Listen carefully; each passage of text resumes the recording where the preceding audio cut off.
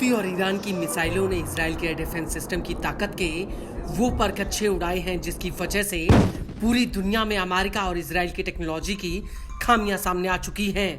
America का third air defence system Israel में active होने के बावजूद हूती की मिसाइलें बेखौफ तेल अवीव तक घुसी चली आ रही हैं। वहीं ईरान के साथ जंग के दौरान इजराइल के तमाम मॉडर्न एयर डिफेंस सिस्टम की हवा निकल गई थी। क्या आयरन डोम, क्या एरो एयर डिफेंस सिस्टम, ये सभी हूतियों की मिसाइल और ड्रोन हमलों के आगे हाँफने लगे हैं।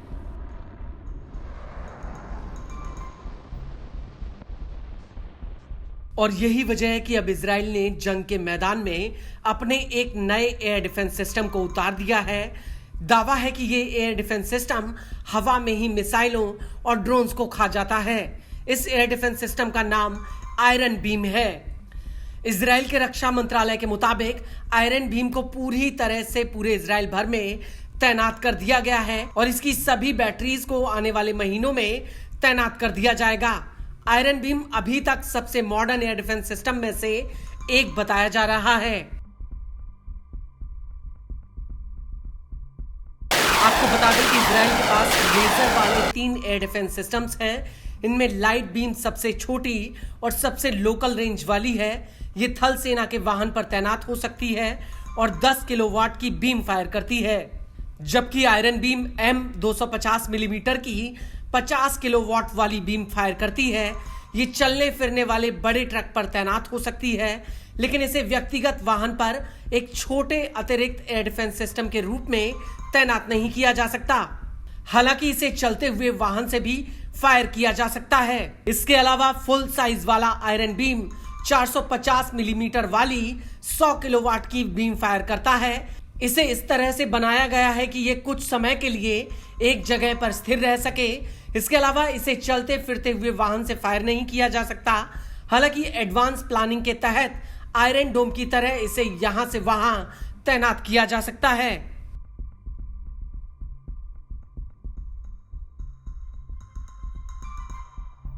लेकिन बड़ा सवाल यह है कि आयरन बीम इजराइल के अन्य एयर डिफेंस सिस्टम से कैसे अलग है। तो आपको बता दें कि आयरन बीम न सिर्फ हवा में ड्रोन्स को जलाकर राख कर सकता है, बल्कि ये मिसाइलों, रॉकेट्स और मोर्टार हमलों को नाकाम कर सकता है। आयरन बीम का नया वर्जन सबसे ज्यादा हाईटेक है।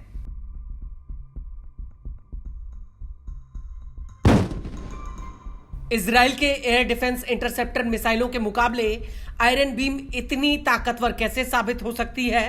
तो आपको बता दें कि लेजर की हल्की ऊर्जा किसी भी इंटरसेप्टर के मुकाबले ज्यादा तेजी से आसमान में भाग सकती है, जो दुश्मन के संभावित ड्रोन और मिसाइलों के लॉन्च होने के कुछ ही देर में उसे गिरा सकती है।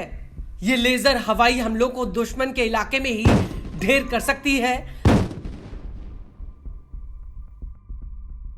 आयरन बीम की सबसे खास बात यह है कि इसकी बैटरीज को इजराइल में ही बनाकर पूरे देश के अलग अलग हिस्सों में तैनात किया जाएगा, जबकि लाइट बीम सिर्फ चुनिंदा 2-3 जगहों पर तैनात है।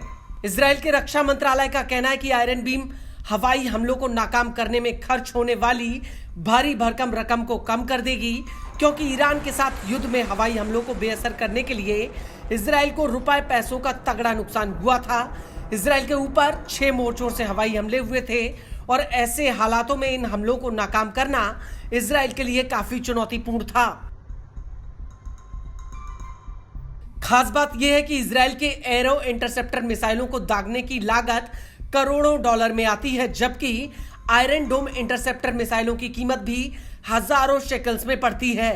लेकिन आयरन बीम इन सभी के मुकाबले काफी सस्ती है। इजराइल के सुरक्षा अधिकारियों का कहना है कि आयरन बीम एक बार में हवाई हमलों के जत्थे को खत्म कर सकती है।